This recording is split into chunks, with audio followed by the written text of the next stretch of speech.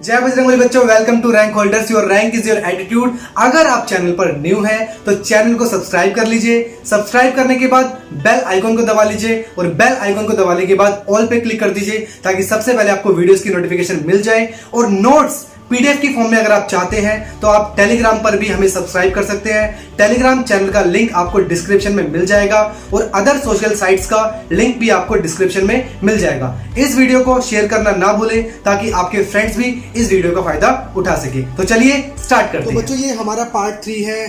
Part 2 में हमने जो है डिविजिबिलिटी टेस्ट के हमने जो कंसेप्ट डिस्कस किया था हमने। अब डिविजिबिलिटी टेस्ट पे किस तरीके के क्वेश्चंस बन सकते हैं डायरेक्ट अब हम यहाँ पे डिस्कस करेंगे। तो क्वेश्चन नंबर 1 देखिए, डिविजिबिलिटी टेस्ट। अगर किसी बच्चे ने डिविजिबिलिटी टेस्ट वाला कंसेप्ट नहीं देखा है तो पार्ट 2 आप प्लीज़ एक बार जा करके देखिए, तभी आपको ये वाले क्वेश्चंस जो आज हम डिस्कस करेंगे वो आपको समझ में आएंगे। ठीक है, तो देखिए फर्स्ट क्वेश्चन हमारा ये बच्चों हमारा फर्स्ट क्वेश्चन है, find the largest number which when reduced by 54 is perfectly divisible by all even natural numbers less than 20। तो बच्चों देखो, हमें एक ऐसा नंबर निकालना है जिसमें से 54 जब सब्ट्रैक्ट कर दे, रिड्यूस का मतलब क्या होता है, सब्ट्रैक्ट है ना। तो एक ऐसा नंबर हमें निकालना है जिसमें से 54 सब्ट्रैक्ट करने के बाद, ठीक है, is perfectly divisible by all even natural number less than 20, यानी कि वो सभी नेचुरल नंबर से डिविजिबल हो जाना चाहिए, डिवाइड हो जाना चाहिए। Natural numbers less than natural numbers less than 20, ठीक है। यानी कि वो सभी, हमें एक ऐसा नंबर निकालना है जो 54 सब्ट्रैक्ट करने के बाद वो सभी 20 से छोटे नेचुरल नंबर से डिविजिबल हो जाए। तो सबसे पहले ना आप एलसीएम निकाल लो इन सभी नेचुरल नंबर्स का। नेचुरल नंबर्स लेस देन 20, ठीक है। इनका जब आप एलसीएम निकालोगे ना तो कितना निकलेगा, 5040। जब आप इनका एलसीएम निकालोगे तो कितना निकलेगा, 5040, ये आपका एलसीएम निकलेगा, राइट। तो अकॉर्डिंग टू क्वेश्चन हमारे पास क्या स्टेटमेंट बन रही है कि आपको एक ऐसा नंबर निकालना है जिसमें से 54 सब्ट्रैक्ट करने के बाद वो उनके एलसीएम, यानी कि देखो अगर एलसीएम से डिवाइड होगा तभी तो वो हर एक नंबर से डिवाइड होगा, राइट, तभी तो वो हर एक नंबर से डिवाइड होगा, ठीक है। अब ये यहाँ जाके ऐड हो जाएगा 5040 प्लस 54 और आपको कितना आंसर आ जाएगा, 5094 बच्चों आपके पास आंसर आ जाएगा, राइट। ये मैंने आपको सिचुएशन समझाई थी, राइट। तो एक ऐसा नंबर आपको फाइंड आउट करना है जिसमें से 54 रिड्यूस करने के बाद वो सभी नेचुरल नंबर से डिवाइड हो जाए जो नेचुरल नंबर्स 20 से छोटे हों सारे, ठीक है। तो एलसीएम निकालें नेचुरल नंबर्स का, उनका एलसीएम इतना आ जाएगा। देखो सिंपल सी बात है ना, आप देखो यहाँ पर अगर इनसे एलसीएम से डिवाइड होगा अगर वो नंबर, तो यानी कि वो 2 से भी डिवाइड होगा, 3 से भी डिवाइड होगा, 4 से भी डिवाइड होगा, क्योंकि सभी का एलसीएम निकाल लिया ना हमने। अगर कोई नंबर एलसीएम से डिवाइड हो रहा है तो वो उन नंबर से भी डिवाइड होगा जिन नंबर्स का हमने वो एलसीएम निकाला है, राइट। अब नेक्स्ट क्वेश्चन की तरफ मूव करते हैं हम। नेक्स्ट क्वेश्चन बच्चों आपके सामने है, Aman multiplied this by a certain number to get the result this. Aman ने इस नंबर को एक सर्टेन नंबर से डिवाइड किया, मुझे नहीं पता वो सर्टेन नंबर क्या है, और रिजल्ट मुझे क्या मिला, 3823A मुझे बच्चों रिजल्ट मिला है। So we have to find out the value of A. बच्चों मुझे इस ए की वैल्यू फाइंड आउट करनी है, ठीक है। अमन ने इस नंबर को किसी नंबर से मल्टीप्लाई किया और मुझे ये नंबर मिल गया। अब मुझे नहीं पता कि ए के प्लेस पर क्या है, राइट। तो मुझे ए की वैल्यू यहाँ पर फाइंड आउट करनी है।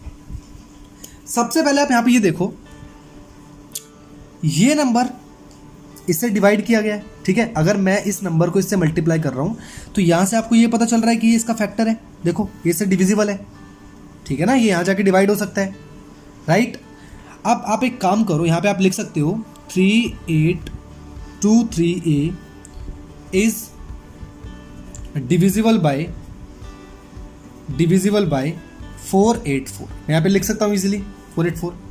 अब आप एक काम करो, 484 के फैक्टर्स निकाल लो, क्योंकि बच्चों देखो अगर ये नंबर इससे डिवाइड हो रहा है तो ये नंबर इस नंबर के सभी फैक्टर्स से डिवाइड होगा। मेरी बात ध्यान से सुन लेना, अगर 8 अगर 8 4 से डिवाइड हो रहा है बच्चों, तो 8 4 के फैक्टर्स से भी डिवाइड होगा। और 4 के फैक्टर्स क्या होंगे? 2 और 2 फैक्टर्स होंगे 4 के, 2 भी होगा, 1 भी होगा, 4 भी होगा।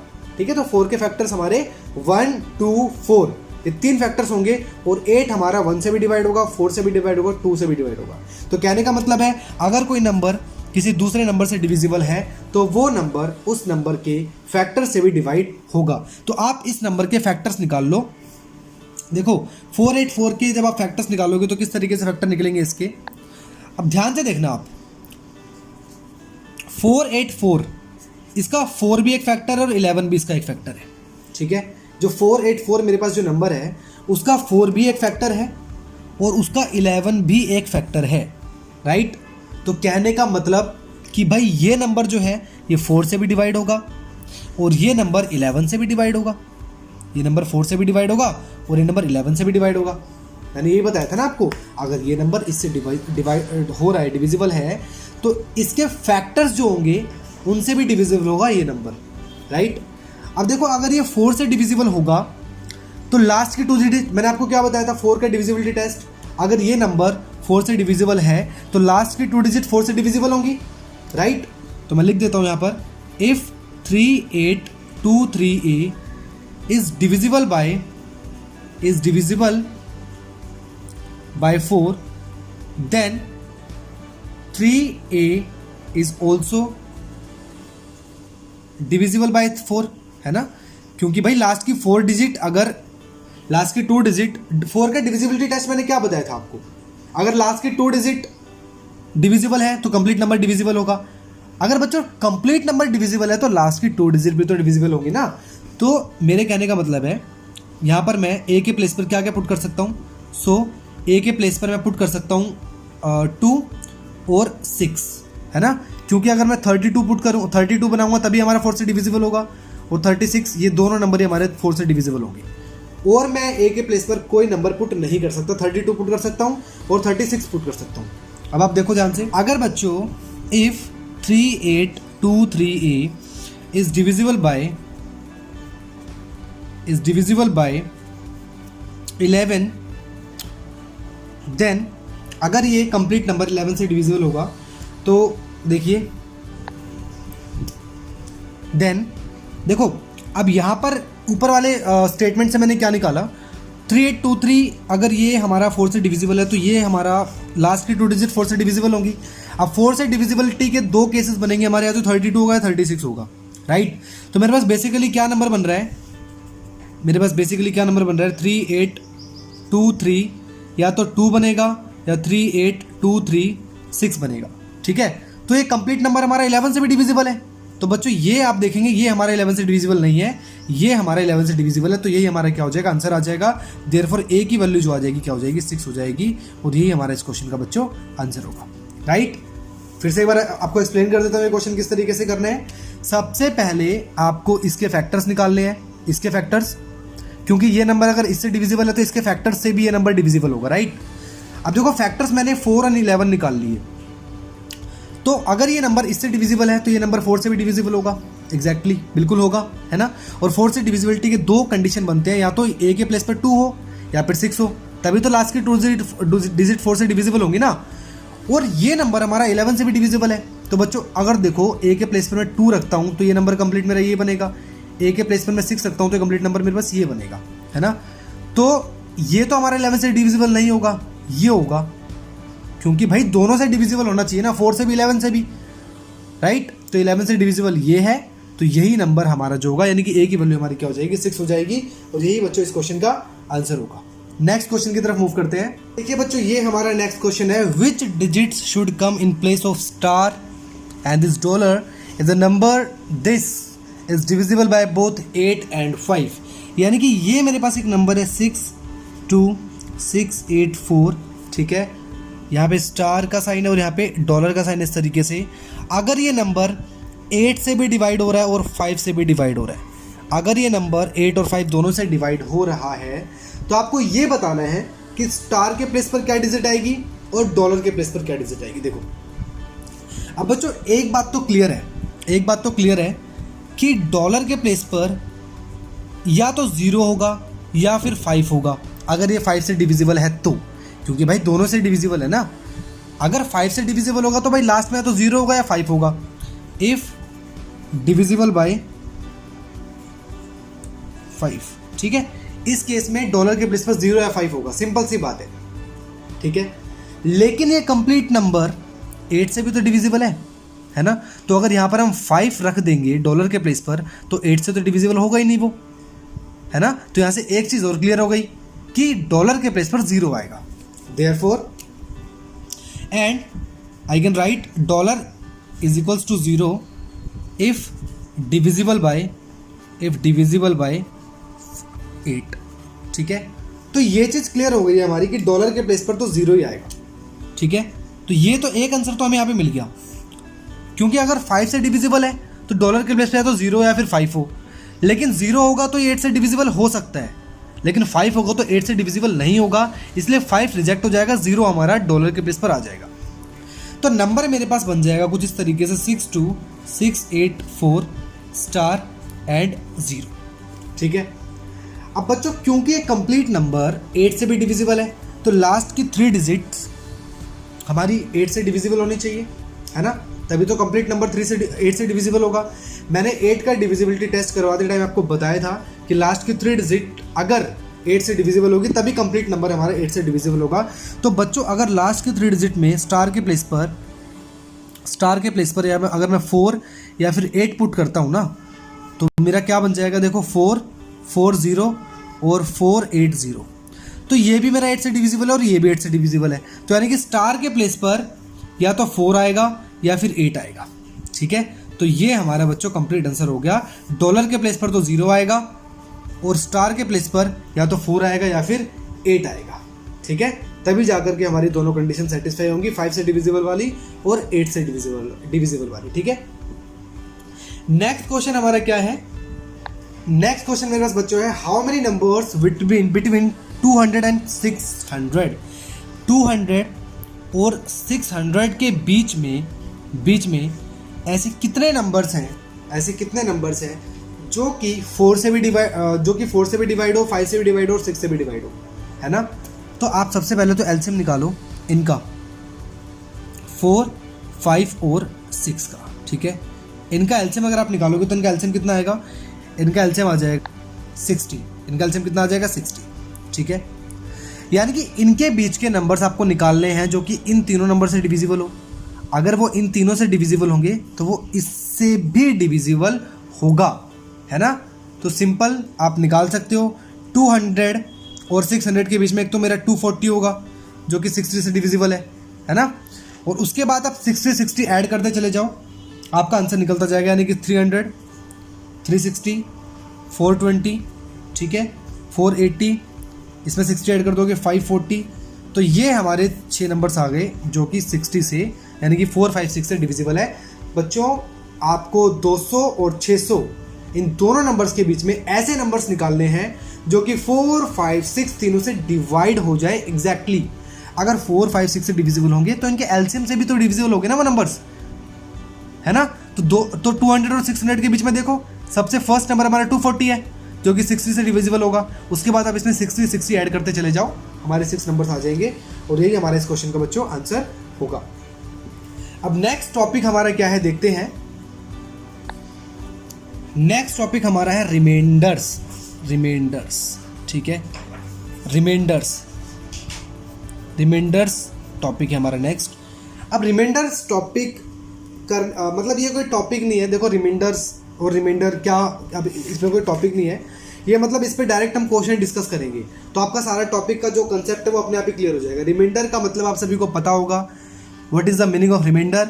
जब एक डिविडेंड को डिवाइजर से डिवाइड करते हैं तो अगर हमारा कंप्लीट जो प्रोसेस हमारा डिवाइड नहीं होता तो वहाँ पर एक सर्टेन नंबर लास्ट में बच जाता है जिसको हम क्या बोलते हैं, रिमाइंडर बोलते हैं, ठीक है। तो इस टॉपिक में डायरेक्टली हम क्वेश्चन डिस्कस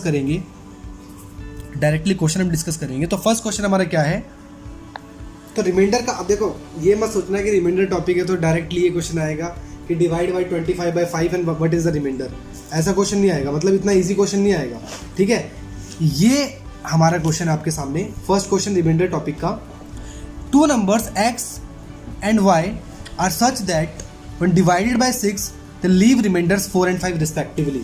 बच्चों x को जब मैं 6 से डिवाइड कर रहा हूँ तो रिमाइंडर मुझे कितना मिल रहा है 4, और जब y को मैं 6 से डिवाइड कर रहा हूँ तो रिमाइंडर मुझे मिल रहा है 5.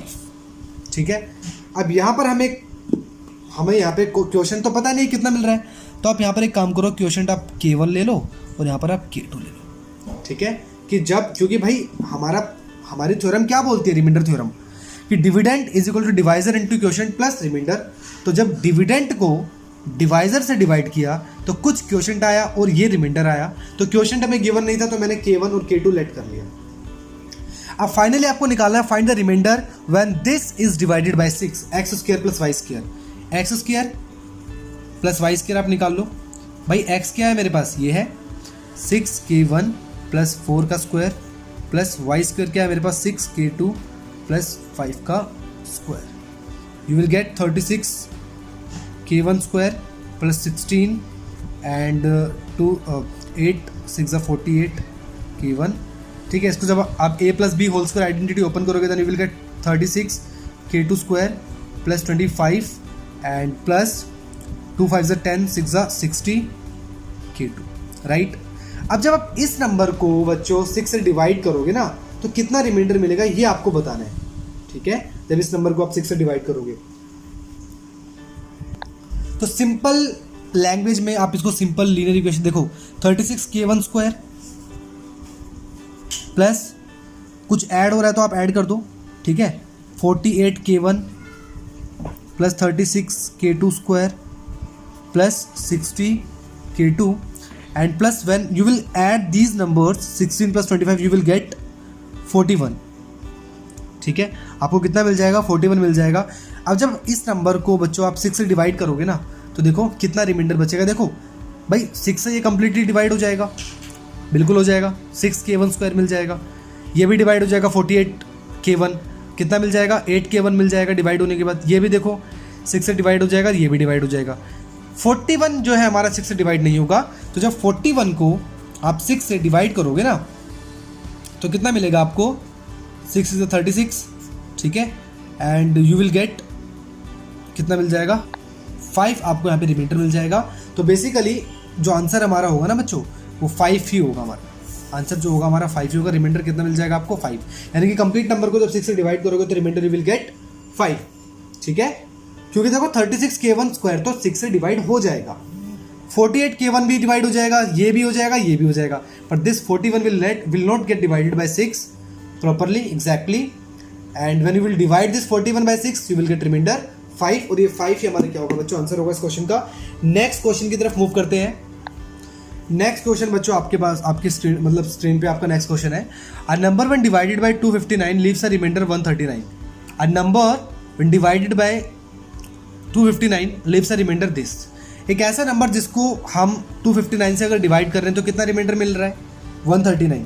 ठीक है, यानी कि मैं ये बोल सकता हूँ कि x वो नंबर है, अगर x में से मैं 139 माइनस करता हूँ तो ये एग्जैक्टली डिविजिबल होता है, इज डिविजिबल बाय 259 मैं बोल सकता हूँ ना. ठीक है भाई, एक ऐसा नंबर जिसको 259 से जब डिवाइड कर रहे हैं तो रिमाइंडर कितना मिल रहा है 139 मिल रहा है. अगर रिमाइंडर को उस नंबर में से सब्ट्रैक्ट कर देते हैं तो जो नंबर मिलेगा ना हमें वो एग्जैक्टली डिवाइड होगा, इससे एग्जैक्टली डिवाइड होगा. ठीक है, लेट्स टेक एन एग्जांपल. अगर आपको ये समझ नहीं आया तो मैं आपको ऐसे समझाता हूँ कि मान लो मेरे पास एक नंबर है 17. ठीक है, जब 4 को मैं ऐसे डिवाइड कर रहा हूँ 4 4 16 तो कितना रिमाइंडर मिल रहा है मुझे 1 मिल रहा है. ठीक है, मुझे 1 रिमाइंडर मिल रहा है ना. तो मैं ये बोल सकता हूँ कि जब 17 को मैं 4 से डिवाइड करता हूँ तो रिमाइंडर मुझे 1 मिलता है. अगर मैं इस नंबर में से 17 में से वो रिमाइंडर को माइनस कर दूँ तो क्या ये नंबर 4 से डिविजिबल नहीं होगा, होगा ना. तो यहाँ पर भी मैंने वही बोला है कि उस नंबर में से अगर रिमाइंडर को माइनस कर देंगे तो वो जो नंबर एग्जैक्टली मिलेगा वो हमारा उस डिवाइजर से एग्जैक्टली डिविजिबल होगा. ठीक है, तो x minus 139 is divisible by 259. I can say that over here. तो let q is the quotient, let q is the quotient. तो मैं इस तरीके से लिख सकता हूँ कि जब इसको मैं इस तरीके से डिवाइड कर सकता हूँ. ठीक है, और मुझे क्या मिला, क्यू क्वेश्चन, यानी कि नंबर को जब 259 से डिवाइड कर दिया तो क्यू मुझे एक क्वेश्चन मिल गया। ठीक है बच्चों, अगर क्वेश्चन समझ में नहीं आया तो फिर से समझ लो। एक ऐसा नंबर जिसको 259 से डिवाइड करने पर इतना रिमाइंडर आ रहा है, तो मैंने वो नंबर x सेलेक्ट कर लिया। अगर उस नंबर में से मैं इस रिमाइंडर को माइनस कर दूंगा तो जो नंबर बचेगा वो एग्जैक्टली डिवाइड होगा इससे, है ना। तो मैंने नंबर को इससे डिवाइड किया, तो मैंने मान लिया कि क्यों मेरे पास क्वोशिएंट आ गया। आगे देखो क्यों मेरे पास क्वोशिएंट आ गया। ठीक है, क्यों मेरे पास क्वोशिएंट आ गया, तो मैं इसको इस तरीके से आगे ऐसे भी लिख सकता हूं बच्चों, therefore P is equals to 259 Q plus 139। ठीक है, मैं ऐसे लिख सकता हूं ना इसको। देखो क्रॉस मल्टीप्लाई कर देंगे, इसकी क्रॉस मल्टीप्लाई करने के बाद आपको यही मिल जाएगा। ठीक है, सो यहाँ पर x होगा कि नंबर मैंने x सेलेक्ट किया है। ठीक है, नंबर यहाँ पर x होगा। तो अब देखो ये एक सीक्वेंस मैंने बना लिया है यहाँ पर। सो मैं यहाँ पर ये बोल सकता हूँ बच्चों, अब देखो ये नंबर मैंने ये निकाल लिया, मुझे बेसिकली नंबर ही निकालना था ना, नंबर मैंने निकाल लिया। अब क्वेश्चन आपसे क्या पूछा गया है, क्वेश्चन में आपसे ये पूछा गया है, a number when divided by this leaves a reminder this, what will be the reminder when the same number is divided by 37, right. Same number is divided by 37, तो सेम नंबर हमें पहले निकालना भी तो होगा ना, है ना। तो वो नंबर मैंने x सेलेक्ट किया था यहाँ पर, अगर 139 माइनस कर रहा था तो इससे डिवाइड हो रहा था, तो ये मैंने क्यू क्वेश्चन मान लिया, तो मेरे पास ये स्टेटमेंट बन गई। देयरफॉर नंबर मेरे पास क्या आ गया बच्चों, ये आ गया। अब इस नंबर को जब मैं 37 से डिवाइड करूंगा ना, तो मेरे पास कितना रिमाइंडर आएगा, यही बताना है, यही मुझे बताना है। ठीक है, अब देखो ये तो एग्जैक्टली डिवाइड हो जाएगा 37 से, लेकिन ये 37 से डिवाइड नहीं होगा। ठीक है, ये तो एग्जैक्टली डिवाइड हो जाएगा, आप डिवाइड करके देख लेना। तो जो ये चीज़ हमारी डिवाइड नहीं होगी और ये चीज़ डिवाइड नहीं होगी, तो 139 को जब 37 से हम डिवाइड करेंगे तो रिमाइंडर कितना आ जाएगा मेरे पास, रिमाइंडर आ जाएगा मेरे पास 28। रिमाइंडर कितना आ जाएगा 28, और 28 ही हमारे क्वेश्चन का क्या हो जाएगा बच्चों, आंसर हो जाएगा। ठीक है, जो चीज़ डिवाइड हो रही है उसको छोड़ देना, जिससे डिवाइड नहीं हो रहा वहीं से हमारे बेसिकली रिमाइंडर निकल के सामने आता है। ये क्वेश्चन नेक्स्ट क्वेश्चन था। अब और आगे क्वेश्चन की हम बात करते हैं। तो बच्चों नेक्स्ट क्वेश्चन आपका क्या है, a number being successfully divided by 3, 5 and 8 leaves reminder 1, 4 and 7 respectively, find the respective reminders if the order of divisors be reversed. बहुत अच्छा क्वेश्चन है बच्चों, और ये एग्जाम में आ भी चुका है। ठीक है, लेकिन है बहुत इजी क्वेश्चन। देखो, a number being successfully divided by 3, 5 and 8 leaves reminder 1, 4 and 7। ठीक है, इस क्वेश्चन को कैसे करेंगे, देखो एक बहुत इजी अप्रोच आपको मैं ऐसे क्वेश्चंस करने की बता रहा हूँ, जो सारे क्वेश्चन आप इजीली कर सकते हो। मान लो वो नंबर मेरे पास x है। ठीक है, मान लो वो नंबर मेरे पास x है, तो इस नंबर को जब मैंने 3 से डिवाइड किया, ठीक है, तो मान लो मेरे पास क्वोशिएंट क्या आ गया, मेरे पास क्वोशिएंट आ गया y, और मैं यहाँ पर बच्चों साइड में क्या लिख दूंगा, रिमाइंडर लिख दूंगा। और रिमाइंडर कितना आ गया, 1। देखो रिमाइंडर 1 दे रखा है, रिमाइंडर कितना दे रखा है, 1 दे रखा है। अगर बच्चों अब नेक्स्ट टाइम पे क्या बोला है, इस नंबर को अगर मैं 5 से डिवाइड कर दूंगा, 5 से डिवाइड कर दूंगा, तो रिमाइंडर कितना आ रहा है मेरे पास, 4 आ रहा है। और क्वोशिएंट मैंने मान लिया, क्वोशिएंट मेरे पास आ रहा है z, क्वोशिएंट मैंने मान लिया z आ रहा है। ठीक है, अब आगे देखते हैं कि जब इस नंबर को मैं 8 से डिवाइड करूंगा तो रिमाइंडर्स मेरे पास कितना आएगा बच्चों, 7 आएगा। और क्वोशिएंट मैंने मान लिया एग्जैक्टली डिवाइड हो गया तो 1 आ गया। ठीक है, ये मैं इजी अप्रोच बता रहा हूँ हर क्वेश्चन को करने की। एक क्वेश्चन अपने माइंड में सेट कर लेना, ठीक है, कि एक नंबर को जब 3 नंबर से डिवाइड किया जा रहा है तो ऐसे रिमाइंडर मिल रहे हैं। अगर डिवाइजर्स का ऑर्डर चेंज कर दिया जाए, यानी कि अभी डिवाइजर 3, 5, 8 है, अगर 8, 5, 3 कर दिया जाए, ठीक है, तो क्या रिमाइंडर्स निकल के आएंगे वो हमें बताना है। अब देखो बच्चों यहाँ पर देखना, ये मैंने स्टेटमेंट बना ली एक। अब मैं यहाँ पर ये लिख सकता हूँ कि z मेरे पास एक डिविडेंड है।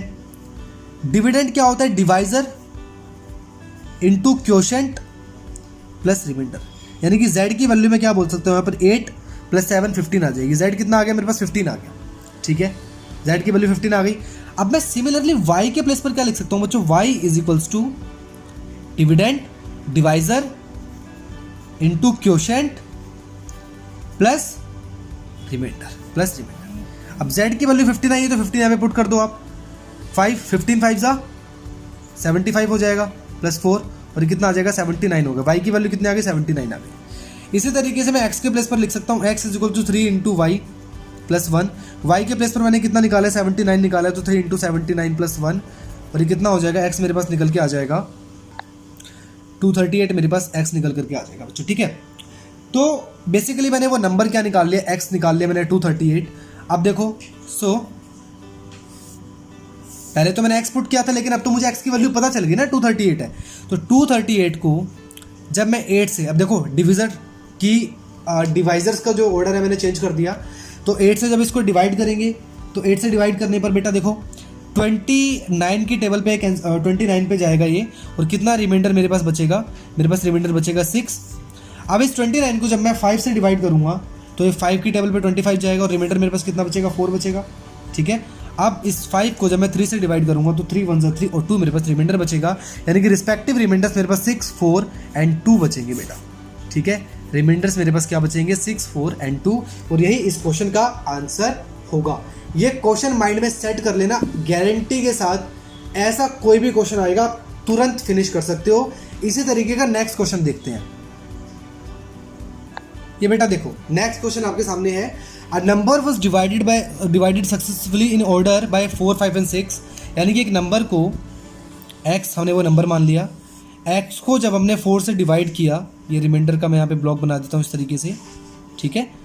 तो y मैंने मान लिया क्वोशंट आ गया और रिमाइंडर कितना आ गया 2 आ गया, देखो 2 दे रखा है। जब इस y को फिर मैंने 5 से डिवाइड किया तो रिमाइंडर मेरे पास कितना आ गया 3 आ गया, और z मैंने मान लिया क्वोशंट आ गया। अब इस z को जब 6 से डिवाइड करेंगे तो रिमाइंडर कितना आ गया 4 आ गया, और क्वोशंट मैंने मान लिया 1 आ गया, क्योंकि एग्जैक्टली डिवाइड हो गया। ये मैं आपको ट्रिक बता रहा हूँ, कंसेप्ट में मत खो जाना आप कि सर ये 1 क्यों आया, भाई मान लो एग्जैक्टली डिवाइड हो गया, ठीक है ना। एग्जैक्टली डिवाइड हो गया तो मेरे पास 1 क्वोशंट आ गया। अब आगे देखो, अब सिमिलरली आप z को क्या लिख सकते हो, z is the dividend, divisor into quotient plus reminder, यानी कि z मेरे पास आ जाएगा 10। z की वैल्यू मेरे पास कितनी आ जाएगी बच्चों, z की वैल्यू मैंने कितनी निकाली 10। y को मैं क्या लिख सकता हूँ, y ये डिविडेंड है। अब देखो दिस इज डिवाइजर, क्योंकि y को 5 से डिवाइड किया था, ये क्वोशंट आया था, ये रिमाइंडर आया था। तो y हमारे पास डिविडेंड है, 5 मेरे पास डिवाइजर है, और क्वोशंट मेरे पास z है, रिमाइंडर मेरे पास 3 है। तो z के प्लेस पर मैं 10 पुट कर दूंगा, 5 इंटू 10 प्लस 3, और मेरे पास कितना हो जाएगा बच्चों 53 मेरे पास हो जाएगी y की वैल्यू। x के प्लेस पर मैं लिख सकता हूँ 4 into Y plus 2, so finally I will get 4 into 53 plus 2, and x के प्लेस पर मुझे क्या मिल जाएगा बेटा, x के प्लेस पर आई विल गेट 214, ठीक है। यानी कि अब इस 214 को, ठीक है, क्या दिया है, the reminders were respectively, then find out the number. बस यहाँ पे तो हमें नंबर ही फाइंड आउट करना था, बस यही हमारा क्या होगा, इस क्वेश्चन का आंसर होगा, ठीक है। लास्ट क्वेश्चन में तो हमें क्या करना था, लास्ट क्वेश्चन में हमें नंबर निकाल के डिवाइजर्स का ऑर्डर रिवर्स करके डिवाइड करने के बाद रिमाइंडर्स बताने थे, लेकिन इस क्वेश्चन में हमें क्या निकालना था, सिर्फ नंबर निकालना था, और ये क्वेश्चन हो चुका है, ठीक है। तो ये बच्चों हमारा जो पार्ट 3 था हमने डिस्कस कर लिया है, और पार्ट 3 में हमने रिमाइंडर टॉपिक तक फिनिश कर दिया है। नेक्स्ट वीडियो में हम बहुत अच्छे अच्छे टॉपिक भी डिस्कस करेंगे, साइक्लिसिटी, अल्फा न्यूमेरिक पजल्स और लोगेरिथम, यानी कि लॉग्स के क्वेश्चन भी हम डिस्कस करेंगे। तो काफ़ी अच्छे अच्छे क्वेश्चन हमें, देखो बच्चों मैं आपको बस ये बताना चाह रहा हूँ कि ना एक भी पार्ट मिस मत करना, क्योंकि कंसेप्ट समझना बहुत ज़रूरी है। अगर आप सोच रहे हो ना कि सर हम डायरेक्ट क्वेश्चन कर लेंगे, क्वेश्चन सीरीज भी मैं करवाऊंगा आपको, जिस दिन सारे कंसेप्ट खत्म हो जाएंगे ना उसके बाद हम एक क्वेश्चन सीरीज भी लगाएंगे। हम 40 से 50 क्वेश्चन करेंगे मिक्स सभी टॉपिक के। अभी तो तो देखो मैं आपको रिमाइंडर के क्वेश्चन करवा रहा हूँ, ठीक है। जितने भी टॉपिक हम डिस्कस करेंगे एट द एंड हम एक क्वेश्चन सीरीज भी फॉलो करेंगे, उसमें मैक्सिमम 30 40 50 जितने भी क्वेश्चन बन सकते हैं वो हम क्वेश्चन उसमें डिस्कस करेंगे। और याद रखना बेटा, सारे क्वेश्चन आपको मैं प्रीवियस ईयर के करवाऊंगा, ताकि आपको आइडिया लग जाएगा कि एग्जाम में इस चैप्टर से कैसे कैसे क्वेश्चंस बन सकते हैं। बस आप कंसेप्ट पढ़ते जाओ, और जो जो ट्रिक मैं आपको बता रहा हूँ आप पढ़ते जाओ, क्योंकि एनटीएससी एग्जाम में कोई छोटा एग्जाम तो है नहीं, तो हर क्वेश्चन के साथ डिफरेंट ट्रिक लगेगी। तो सारी ट्रिक्स आपको माइंड में रखनी है। Practice makes a man perfect, आपको पता ही होगा, तो प्रैक्टिस करते जाओ और मैथ्स में आप परफेक्ट होते जाओगे, ठीक है। तो चलिए बच्चों मिलते हैं नेक्स्ट वीडियो में। Till then take care, happy learning and always keep smiling, bye. I hope guys ये वीडियो आपको पसंद आई होगी। अगर आपको वीडियो पसंद आई है तो आप इस वीडियो को लाइक करना ना भूलें। आपका छोटा सा लाइक मुझे मोटिवेशन देता है और इसी तरीके से आप मेरी वीडियोस देखते रहिए if you want to be a rank holder. Till next video, take care, keep smiling, happy learning and thank you.